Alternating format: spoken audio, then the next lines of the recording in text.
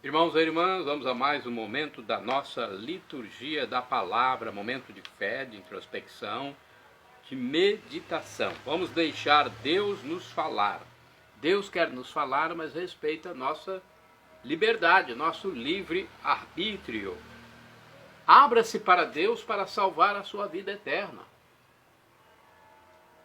Após esta passagem transitória por aqui, nós teremos uma vida eterna.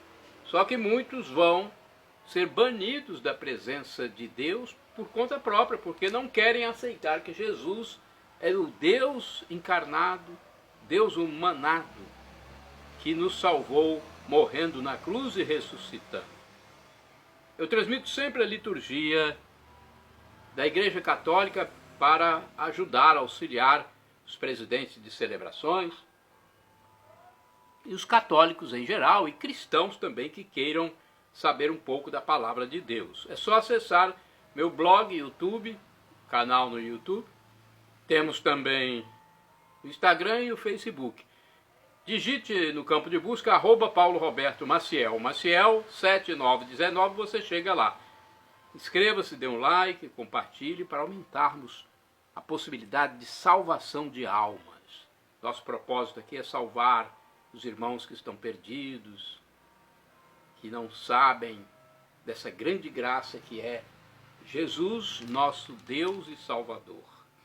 Liturgia referente ao dia 17 de janeiro de 2022, quarta-feira, dia de Santo Antão, pai da vida monacal.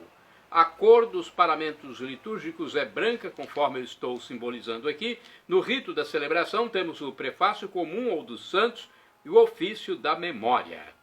Antífona da entrada. O justo florescerá como a palmeira, crescerá como o cedro do Líbano, plantado na casa do Senhor, nos átrios da casa de nosso Deus. É o Salmo 91, versículos 13 e seguinte. Coleta. Rezemos. Coloque sua oração, sua intenção. Reze pelas almas no purgatório, seus parentes, seus amigos podem estar lá. Coloco na intenção de todos os meus amigos e parentes. Ó Deus, que chamaste Santo Antão para vos servir no deserto, numa vida heróica, concedei-nos, por sua intercessão, a graça de renunciar a nós mesmos e amar-vos acima de tudo. Por nosso Senhor Jesus Cristo, vosso Filho, que é Deus e conosco vive e reina na unidade do Espírito Santo por todos os séculos dos séculos. Primeira leitura, leitura do primeiro livro de Samuel, capítulo 17, versículos do 32 ao 33, 37, 40 a 51. Naqueles dias Davi foi conduzido a Saul e lhe disse: ninguém desanime por causa desse filisteu. Eu, teu servo, lutarei contra ele. Mas Saul ponderou: não poderás enfrentar esse filisteu, pois tu és só ainda um jovem, e ele é um homem de guerra desde a sua mocidade. Davi respondeu: o Senhor me livrou das garras do leão e das garras do urso. Ele me salvará também das mãos deste filisteu. Então Saul disse a Davi: vai, e que o Senhor esteja contigo. Em seguida tomou o seu cajado, escolheu no regato 5 pedras bem lisas e colocou-as no seu alforje de pastor, que lhe servia de bolsa para guardar pedras. Depois, com a sua funda na mão, avançou contra o filisteu. Este, que se vinha aproximando mais e mais, precedido do seu escudeiro, quando pôde ver bem Davi, desprezou, porque era muito jovem, ruivo e de bela aparência, e lhe disse: sou por acaso um cão para vires a mim com um cajado? E o filisteu amaldiçoou Davi em nome de seus deuses, e acrescentou: vem, e eu darei a tua carne às aves do céu e aos animais da terra. Davi respondeu: tu vens a mim com espada, lança e escudo, eu, porém, vou a ti em nome do Senhor Todo-Poderoso, o Deus dos exércitos de Israel, que tu insultaste. Hoje mesmo o Senhor te entregará em minhas mãos, e te abaterei e te cortarei a cabeça, e darei o teu cadáver e os cadáveres do exército dos filisteus, às aves do céu e aos animais da terra, para que toda a terra saiba que há um Deus em Israel. E toda esta multidão de homens conhecerá que não é pela espada nem pela lança que o Senhor concede a vitória, porque o Senhor é o árbitro da guerra, e ele vos entregará em nossas mãos. Logo que o filisteu avançou e marchou em direção a Davi, este saiu das linhas de formação e correu ao encontro do filisteu. Davi meteu então a mão no alforje, apanhou uma pedra e arremessou-a com a funda, atingindo o filisteu na fronte com tanta força que a pedra se encravou na sua testa e o gigante tombou com o rosto em terra. E assim Davi venceu o filisteu, ferindo-o de morte com uma funda e uma pedra. E como não tinha espada na mão, correu para o filisteu, chegou junto dele, arrancou-lhe a espada da bainha e acabou de matá-lo, cortando-lhe a cabeça. Vendo morto seu guerreiro mais valente, os filisteus fugiram. Palavra do Senhor, graças a Deus. Olha a grande vitória de Saul em nome de Deus. Salmo responsorial agora, salmo de resposta, capítulo 144, versículos 1º, 2º, 9º ao 10º, refrão 1º-A. Bendito seja o Senhor, meu rochedo. Repitamos, bendito seja o Senhor, meu rochedo.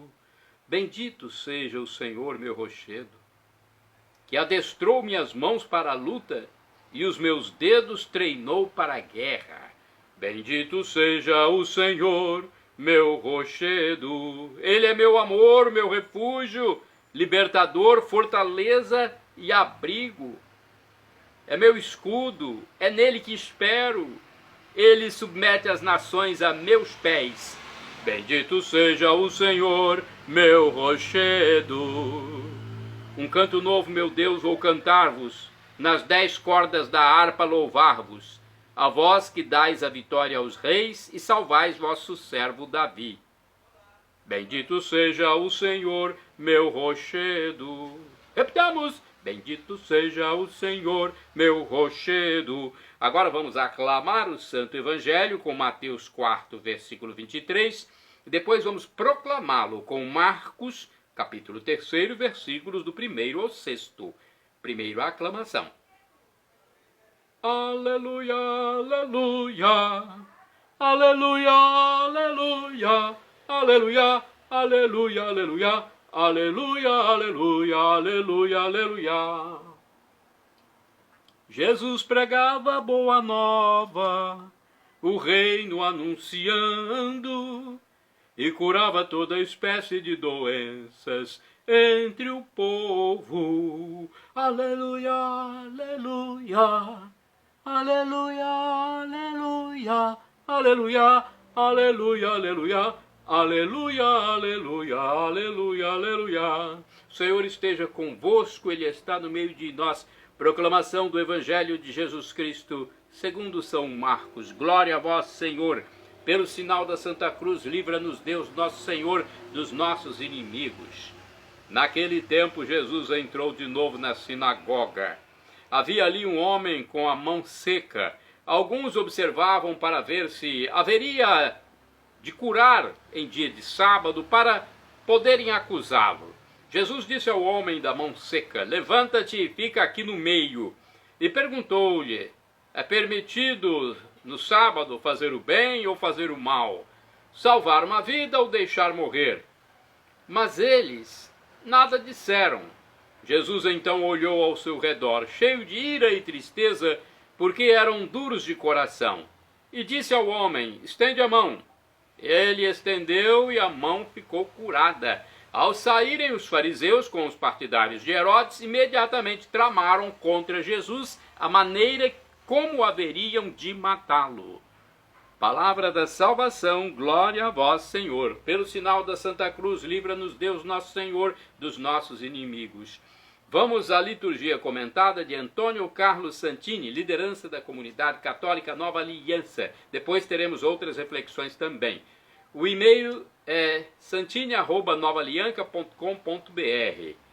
O título de seu comentário é permitido fazer o bem? Baseado em Marcos, capítulo 3, versículos do 1º ao 6º. As leis de trânsito proíbem avançar no sinal vermelho. Por acaso este automóvel acaba de cruzá-lo. No banco de trás, uma criança gravemente ferida está sendo levada para o hospital. Você condenaria o motorista? Apenas um exemplo, talvez um tanto tosco, para mostrar que as leis criadas pela sociedade e pelas religiões, necessárias para a ordem e a organização, não podem ser encaradas de modo absoluto. Os juízes falam em atenuantes. No caso, porém, do homem curado na sinagoga, não é uma simples atenuante. Estamos diante de um princípio maior, a vida do homem, o bem do homem. A pergunta de Jesus deveria receber prontamente uma resposta. Sim, é permitido fazer o bem, mesmo em dia de sábado, mesmo quando o trabalho de curar parece infringir um antigo preceito criado por Deus para que, ao menos um dia por semana, o homem não vivesse como escravo de sua profissão ou de sua escravidão. O próprio Jesus nos ensinou que lei se resume em 2 artigos: amar a Deus, amar o próximo.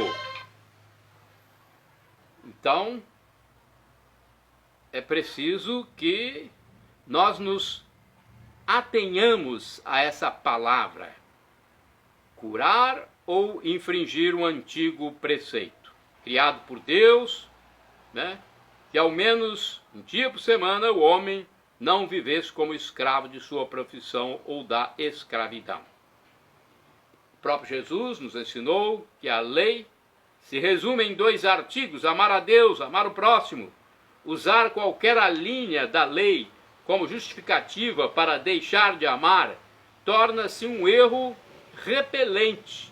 Deus quer conservar a vida, vida que tem nele mesmo a sua fonte. Jesus, o Filho de Deus, não repetiria as palavras do chefe da sinagoga ao ver Jesus curar a mão direita do aleijado.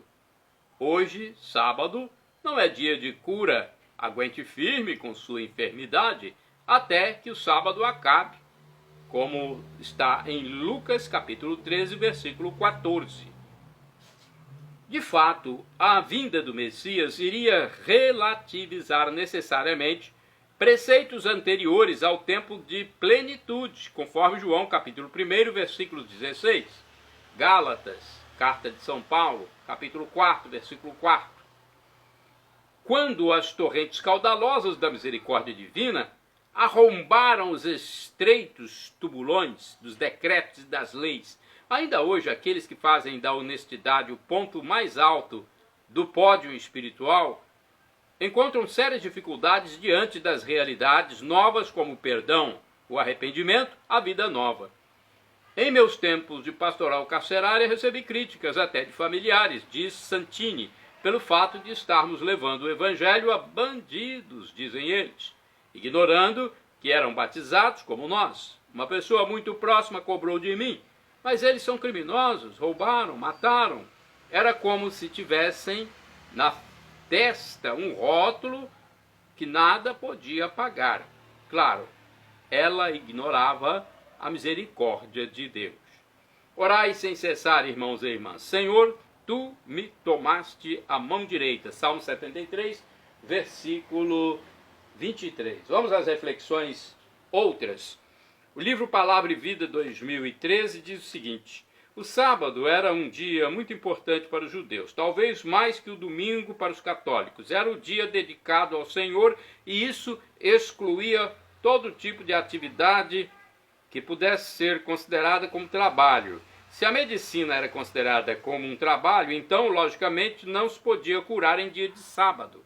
Mas, se a medicina for entendida como um serviço para o bem-estar da pessoa humana, Então, que melhor forma de se dedicar a Deus do que cuidando do bem-estar da pessoa? Nossa profissão é apenas um trabalho ou é um bem da sociedade e das pessoas?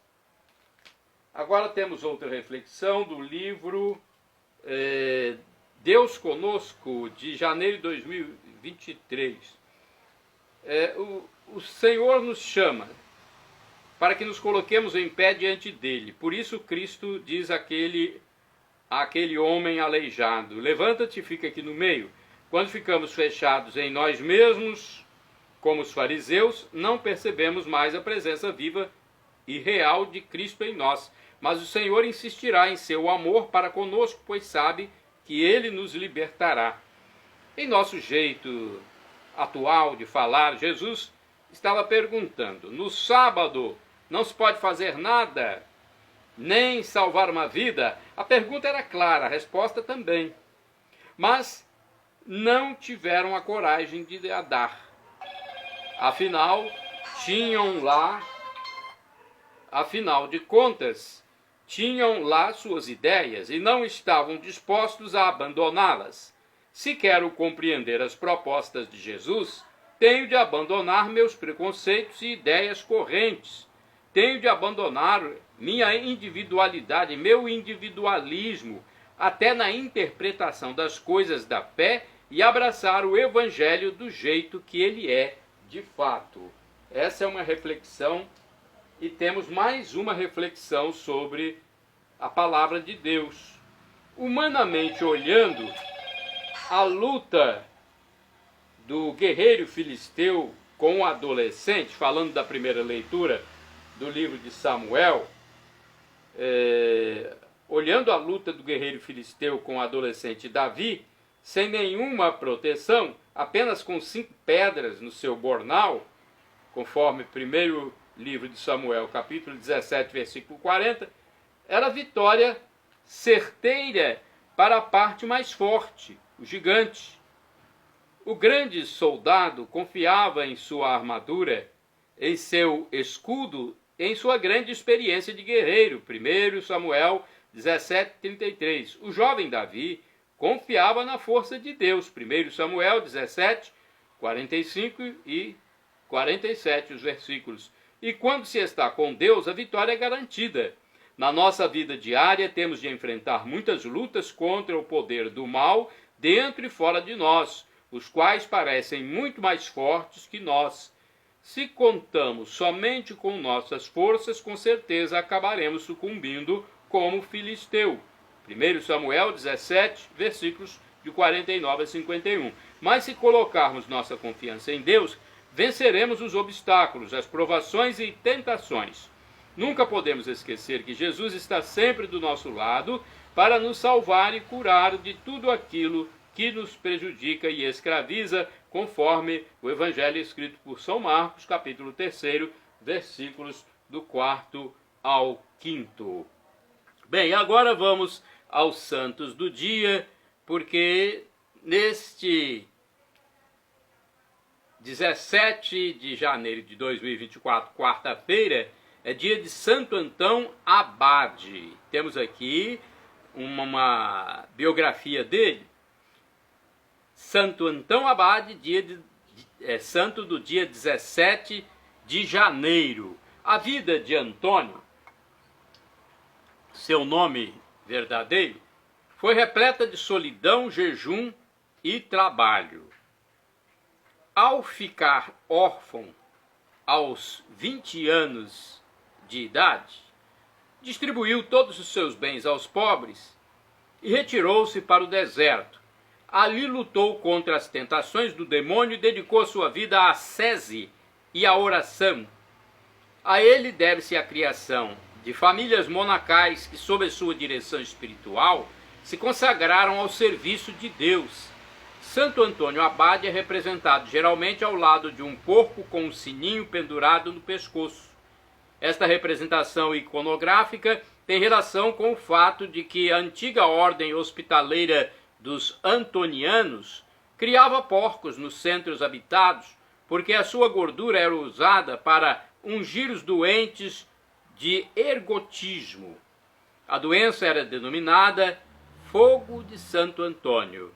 No dia de sua festa litúrgica são abençoados os animais domésticos e as estrebarias. Na iconografia, Santo Antônio é representado também com um bordão dos eremitas em forma de T, tal, a última letra do alfabeto hebraico. Na biografia, Vita Antoni, escrita por Santo Atanásio, leem-se estas palavras sobre Santo Antônio ou Santo Antão. O fato de ele ser conhecido em todos os lugares e admirado e querido por todos, até pelos que nunca o viram, é sinal das suas virtudes e da sua alma amiga de Deus. De fato, Antônio não é conhecido pelos escritos, nem por uma sabedoria profana e tampouco por qualquer capacidade pessoal, mas apenas pela sua intimidade com Deus. Ninguém pode negar que este seja um dom de Deus. Como se ouve falar na Espanha e na Gália, em Roma e na África, este homem que viveu retirado nos montes, se não tivesse levado o próprio Deus em todos os lugares, como ele faz com seus escolhidos, como Antônio, como teria pregado desde o início. Embora estes procurem agir em segredo e permanecer ocultos, o Senhor os apresenta a todos como uma lucerna, para que os que ouvem falar dele saibam que é possível seguir os mandamentos e ter coragem de percorrer o caminho das virtudes.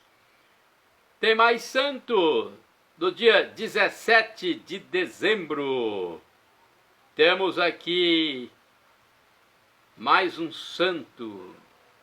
Vejamos. Pesquisei no site revista.arautos.org. São Marcelo Bispo faleceu em 510. Foi desterrado na diocese de Die, na França, pelo rei Ariano Eurico. São Sulpício Pio, bispo, faleceu em 647, foi bispo de Bourges, na França. Despertou admiração por sua generosidade, especialmente para com os pobres e doentes. Santo do dia 17 de janeiro, São Gamelberto, presbítero, do ano 802, jovem rico, ordenado sacerdote, deu todos os seus bens para fundar o mosteiro de Metten, na Alemanha. Santa do dia 17 de janeiro, Santa Rosalina Virgem, faleceu em 1329. Filha de ilustre família francesa, tornou-se priora da Cartucha de Celles-Robot, em Provença, destacando-se por sua abnegação e austeridade. Santo do dia 17 de janeiro, São Januário Sanches Delgadillo, presbítero e mártir, faleceu em 1927. Foi morto durante a perseguição anticristã em Tocolatlán, cidade do México. Shalom Adonai, uma expressão hebraica que significa a paz de Deus, é o que eu desejo para todos vocês. El Shaddai, também do hebraico, significa Deus onipotente. Ele proverá, ele providenciará aquilo que você deseja, se for para o seu bem. O professor e escritor de mais de 100 livros da Igreja Católica, Felipe Rinaldo Queiroz de Aquino, disse que Deus pode nos dar até 3 respostas quando pedimos algo: sim, não ou espere. É a informação no canal do professor Felipe Rinaldo Queiroz de Aquino no YouTube, onde responde as nossas dúvidas. A que for melhor, Deus nos dará, né? Porque é o nosso Pai Celestial. Até o não do Pai é o melhor para o Filho. E nós somos filhos de Deus. Agora, do aramaico eu clamo, Maranatá, como dizemos nós católicos, ou Maranata, como dizem nossos irmãos separados, os evangélicos ou protestantes. Não importa, a pronúncia e o significado é o mesmo. Vinde, Senhor Jesus, um dia ele voltará e será o juízo final. A salvação é um processo individual. Você que tem que procurar se salvar. Ouvindo a palavra que nós divulgamos, que os evangelistas divulgam, os missionários, mas a salvação tem que ser uma decisão própria, individual. Eu acredito que Jesus é Deus, segunda pessoa da Santíssima Trindade.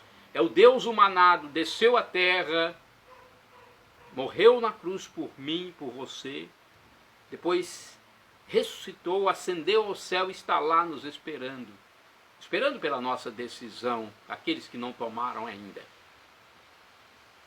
Crer nele. E aí, depois dessa passagem transitória por aqui, essa passagem efêmera, nós viveremos para sempre na presença de Deus, com a visão beatífica de Deus Pai, Deus Filho, Deus Espírito Santo, todos os anjos e santos, todos aqueles que crerem. Santa Maria, Mãe de Deus, São José, São Paulo, São Pedro, Santa Teresa d'Ávila, Santa Teresa de Calcutá, Santa Irmã Dulce, São Frei Galvão, estaremos todos juntos. Perdão, Senhor, pelos meus pecados passados, presentes, futuros, físicos, espirituais, pecados do pensamento, palavras, atos, omissões, e me dê a vida eterna. Senhor meu Deus, eu quero a vida eterna convosco.